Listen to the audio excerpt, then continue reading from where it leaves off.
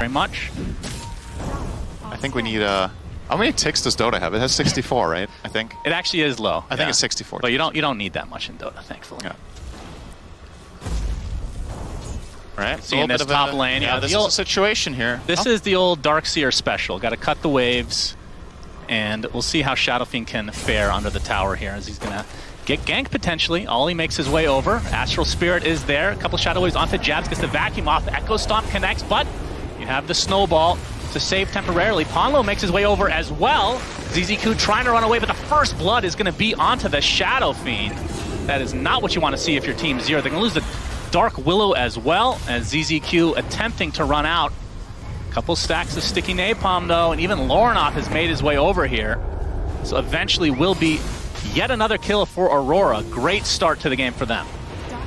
Yeah, Going to be delayed even more, but he will die. It's a very good sequence. This is one of the things historically you used to do a lot against safe lane Shadow Fiend. You mentioned the Darkseer classic of cutting the wave, but the way they designed this gank was really nice. They cut behind the wave, they bring Elder Titan through the gate, and flat out just overwhelm. The amount of time it takes Ponlo to realize what's happening, TP in, and when they get a kill, they disband. So they have to keep it this way. I will be very impressed if they win this game without a kill. I think that would be... that's on my bingo card. Oh, that's called a caster curse right there. Yeah. I mean, they guess this amount and the distribution of gold, right? You're always going to have to feel it out. Q. Oh, Beyond, he gets initiated on. You can see the Brambles, though, connecting. Looks like this Bat Rider will be the first kill of the game for Team Zero. They are on the board officially. Terrorize going to be used basically on Lornoff as 70 just barely gets out. He almost killed himself because it has Aurora in it. Yeah, that's true. That increases the probability by about 50%. 50%, wow, that's quite a bit. It depends. If the starting chance is 1%, then it's 1.5. Oh, Lasso actually pops a Shadow Realm. Is he? Attempting to TP out, but the vacuum is there to cancel, so Ponlo will eventually die. So Team Zero, again, another death to their name, but not really falling that far behind. All classic Roche contester, vac wall, individual lasso initiation. Timber is crazy in the pit. Timber is crazy in general. Yeah, his lore, I think, does back that up. He is legitimately crazy. They will attempt the Roche, and it looks to be theirs for the taking. Yep. Team Zero not going to contest. Not sure if they're even completely aware of this. Oh, they are TPing over the Shadow Fiend now. Maybe a smoke. It's too late if they try, but the lasso. Q onto Ponlo. Oh, the counter initiation from Beyond gets the hoof stomp into the double edge. Power shot going to slow him a bit. You can see Team Zero maybe potentially trying to run back here as the vacuum is there. Shadow Fiend ult used as well. Echo Stomp is there, but the hoof stomp finally comes out from Beyond, but he just gets destroyed along with the Dark Willow. Yes, sir, is dead. And that leaves one member of Team Zero alive, and that is 7E. The BKB about to run out. And that looks to be a full team wipe, an ultra kill for Lornoff. They lose the Aegis, but nobody else died. Yeah. There's a lot of spells in that team fight for Team Zero just didn't land, right? They never definitely has not been their game so far. And now I have a second question, which is we're approaching a later stage of the game. What was your first question? Why are you here? My second question is Rossing that. Does Shadow Fiend hold a candle to Windranger late game? That's a good question. I actually don't 23 know. Savage getting gone on. We'll pop his ult in retreat with the BKB. Snowball is not really going to connect, but the Ice Shards blocks him in, but that destroys the Tusk. But eventually they do find the Windrunner. 1-for-1, definitely good exchange for Team Zero. They're going to need... If only that were a thing. Yeah. I'd be a baby. Well, Aurora obviously have to wait for their Windrunner to... Oh my god, the damage. Just a little quick exchange there in 70 Ori. But honestly, I feel like in the team fights they've had, the spells have not been cast in correct coordination to begin with. So, easy answer to your question, cast your spells better. But, okay, well there you go. Ponlo gets gone on again, this time dies within the Shadow Realm. A 7E cancellation of the teleportation. Oh, he's gone. And he is a goner as well. So 2 quick kills for Aurora.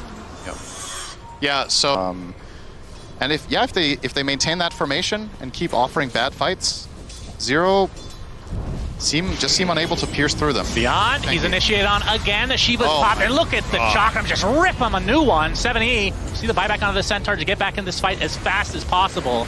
Echo Stomp delaying everything though. Man, so much damage in the backline too. SF. Savage now has a Satanic, so it doesn't really have to worry about the Blade Mail as much. He can just pop that in time. Oh yeah, he is big. As Q up, looking for an initiation. Okay, that was all over the place. Lorna pops the Shivas, finally finds the Tusk. That's going to be an easy, clean kill. Ponlo on the cliff as well. That's a double for 23 Savage, as they will likely just prepare for this Roche and 7E. Do they have the vision? They definitely do now, as Q continued to pursue. And he's left to his own devices, an eventual death. Yet another kill for Aurora, 26-3, right on the doorsteps of Roche number 3 with the old Aghanim Scepter. Who takes this? Windrunner? Honestly, they're not going to do it, but the way that Q has been initiating literally every fight would actually be really good on him. Yeah, I think I'm okay with Bat as well, but I think Windranger is the safer choice. For sure, it's safer. Hasn't popped it. Question is, what is Team Zero waiting for? Because unless they're like super close to some pivotal item, no point in giving up any racks. I mean, the Roche banners are pretty annoying. 7E, Epi.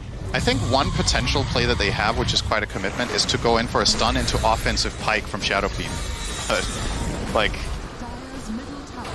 You catch someone, Shadow Fiend gets multiple attacks off, and you try to use that as a single target, quote-unquote, burst, but I just don't think it's enough, man. I think these heroes are too tanky.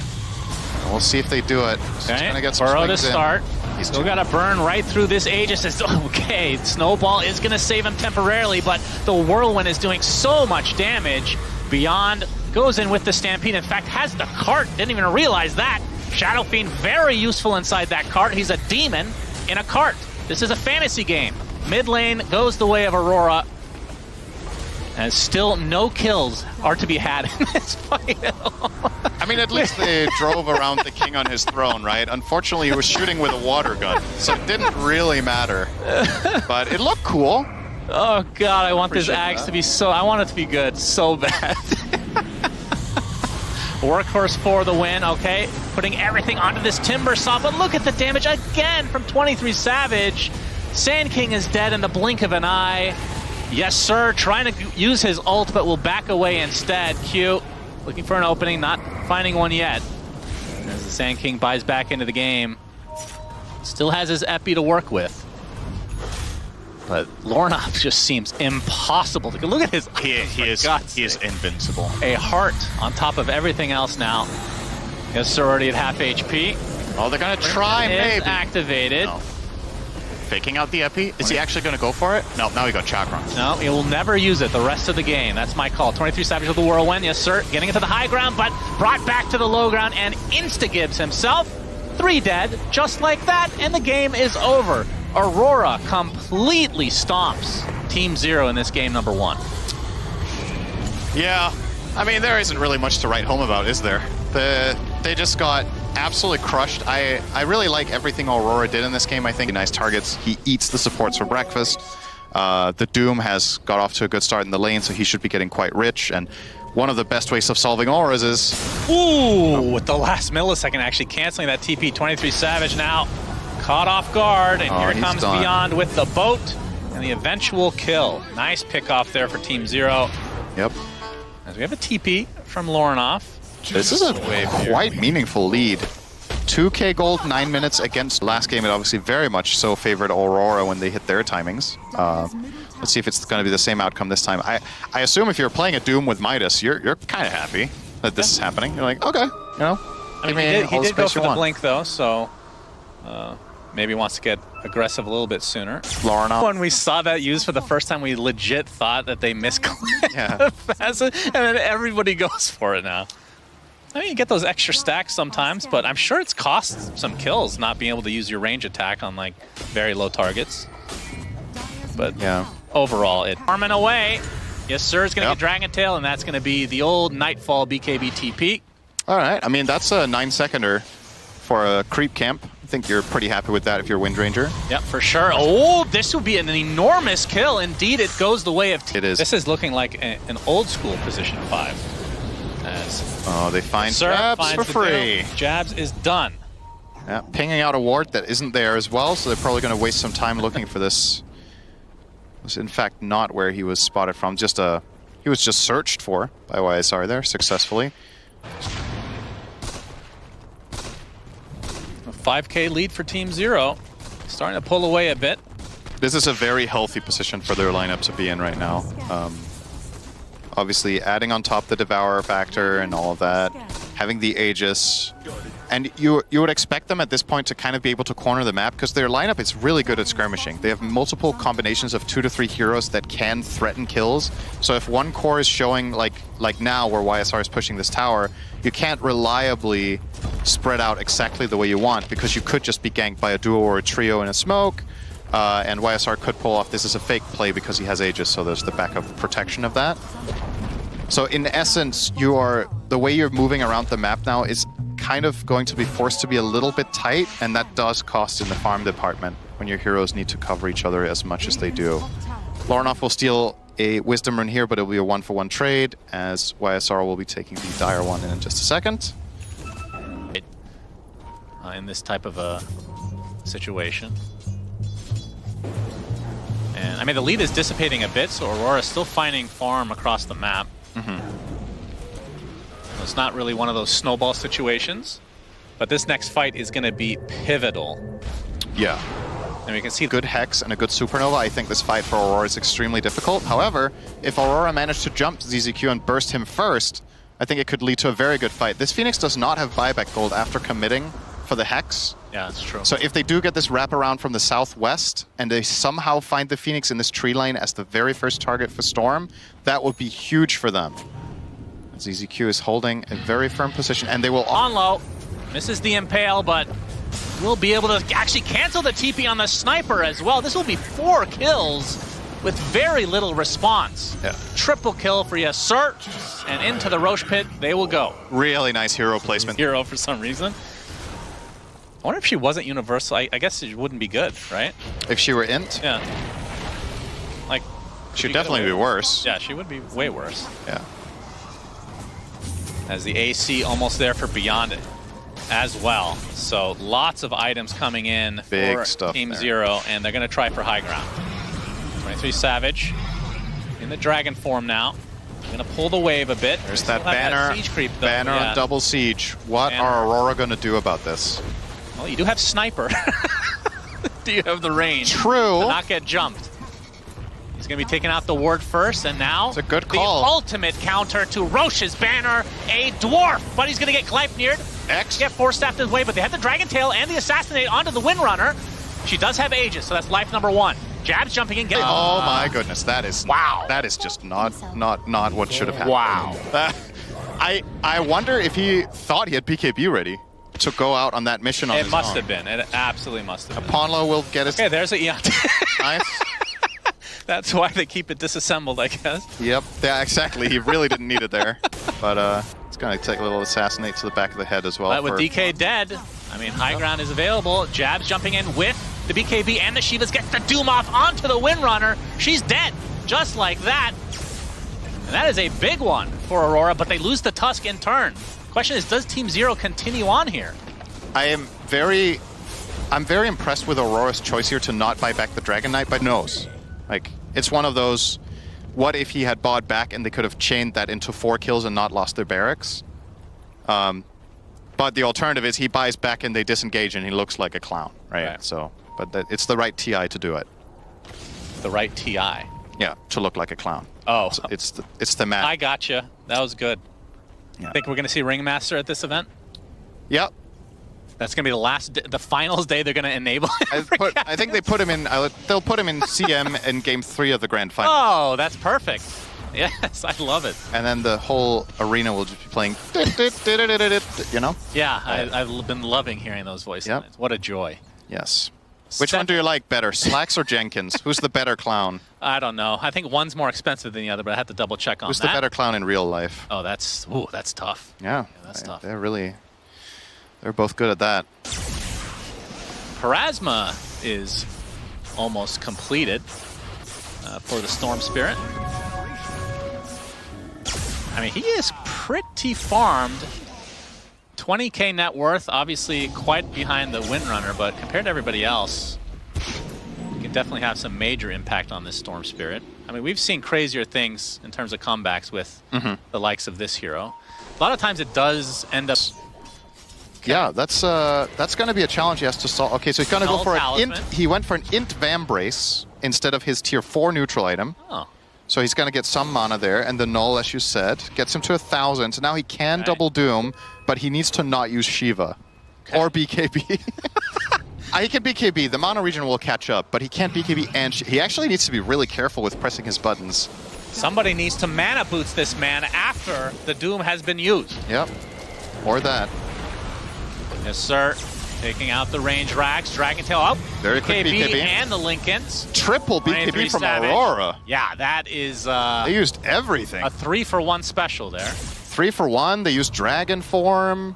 And Roche is almost up. This is perfect timing for Team Zero. Yeah, they're going to get this one completely free. I don't see any possible way for Aurora to contest this with 3 BKBs on cooldown.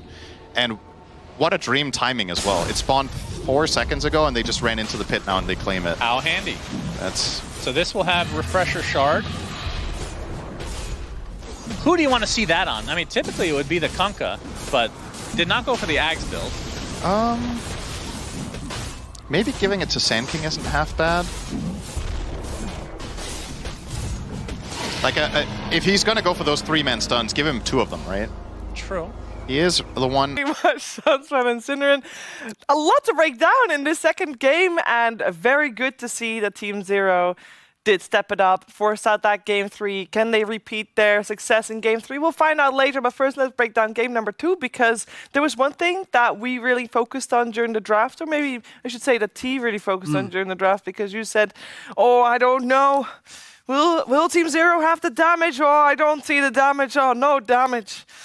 Early on, items fixed that problem. Worried. Yeah, and they fixed it, and it was good. Right? Early on, Kunkka Lion just outclassed the offlane, which bought time. Sand King stepped up and made some rotations. There was a really uncomfortable 20 minutes, and this fight here, let's really talk about it. I think Aurora probably played the worst game so far of their TI. Like, this fight here, in my opinion, is, putting it bluntly, like, unacceptable. If you're trying to lift the Aegis, why is your DK jumping in first? Your Doom's not ready. Your Tusken also doesn't fix the problem of DK jumping in by himself. Like, you're farming for all this time. You're basically copying Team Zero's strategy from game 1 of just farm and hope. And then your fight entry to the game was just abysmal. Like, this is, yeah, they didn't deserve to win this game at all. And Team Zero, they just showed why they are constantly kind of causing upsets, because, yeah, a much better game from game 1, and yeah, beautiful stuff. Yeah, very clean execution there from Team Zero.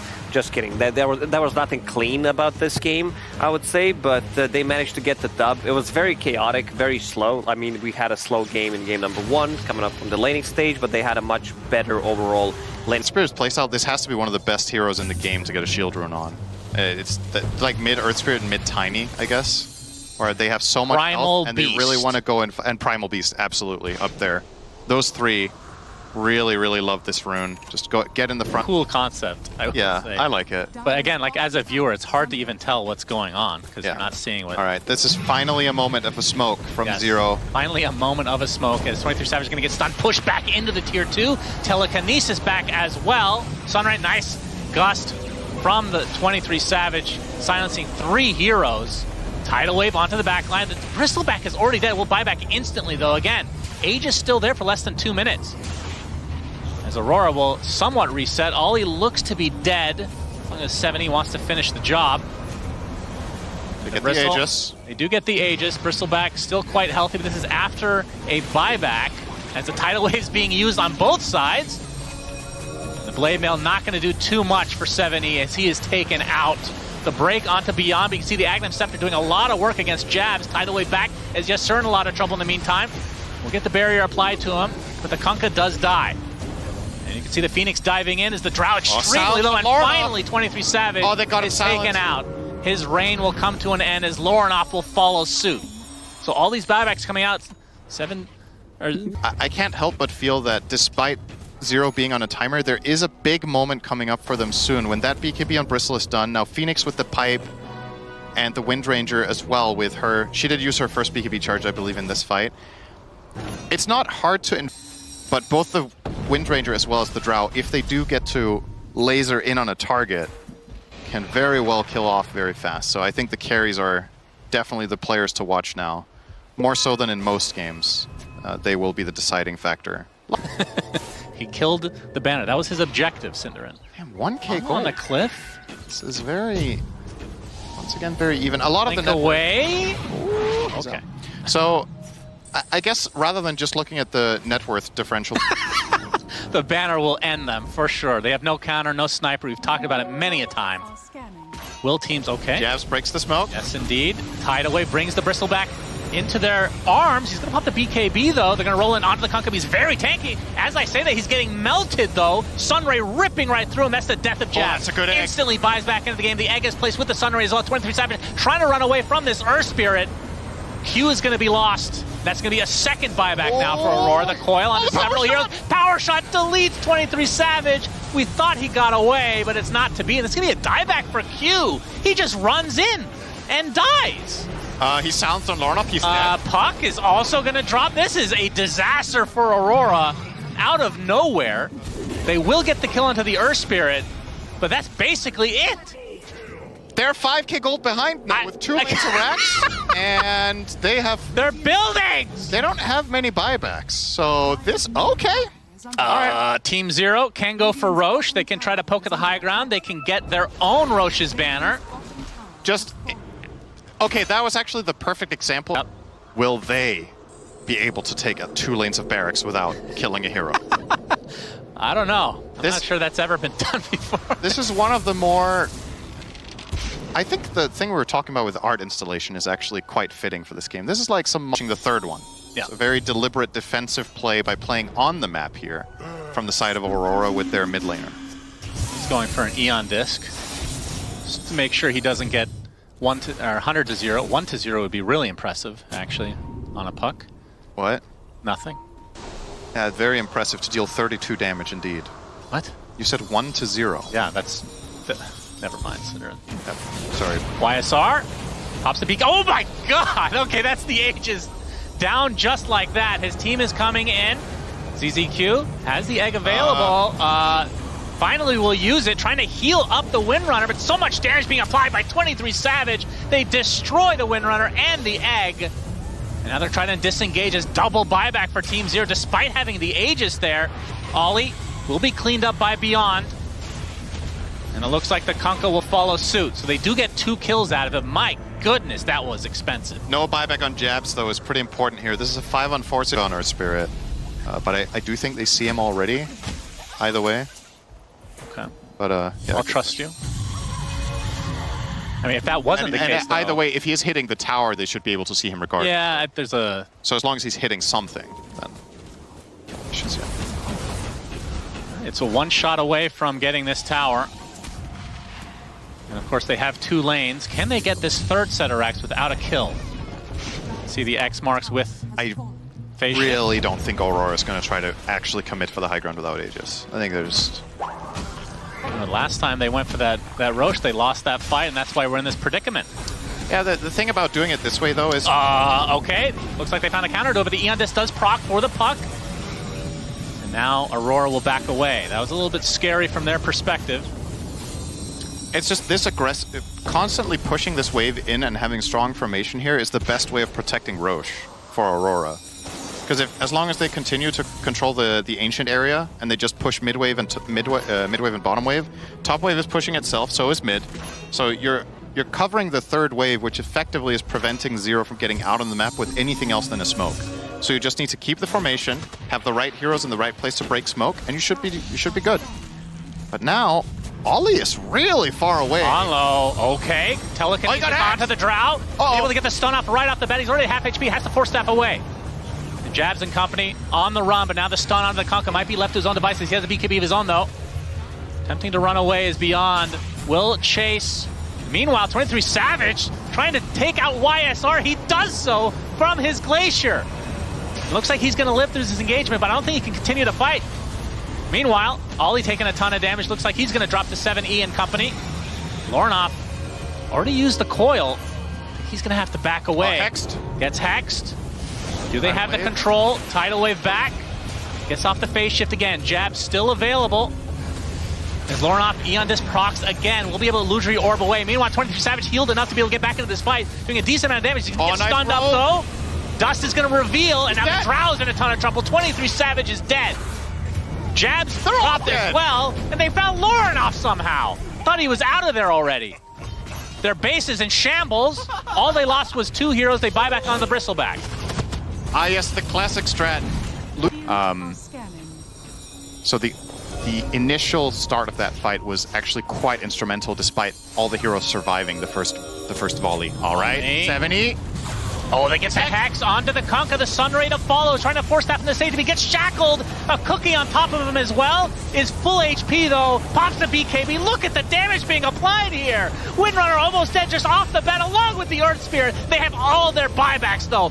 4 expended just from Team Zero's side, and they only get the Treant Protector. The Aegis still intact.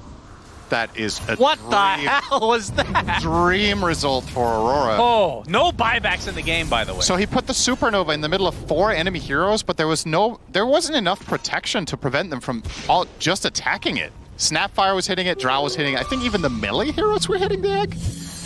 And they only got the buyback of the Treant off of that, so ZZQ really wanted to get the game-winning play there, but you're going to see here the egg probably, under the circumstances, just too offensively placed. So first we get the Sunray into the Kunkka who's getting forced out.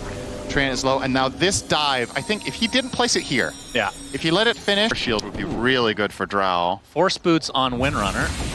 And I believe she can go up to 600 move speed, right? So, and this uncaps that, potentially? So, super fast.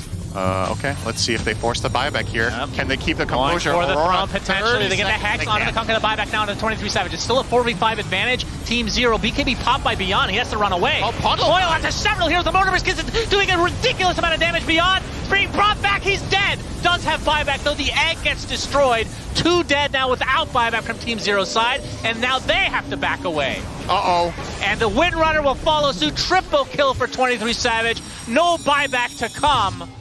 And just like that, it's a 5 versus 2. And all of these Insane. juicy tier 5 items for the taking for the Dire. They Tier had 5 advantage. It was a 4-1. They had a Force Boots, and they went high ground with the entire jungle at their disposal. Yep, and now the tier 4 will fall. Again, 2 versus 5. What can they possibly do? They can only look on as their Ancient is fully exposed.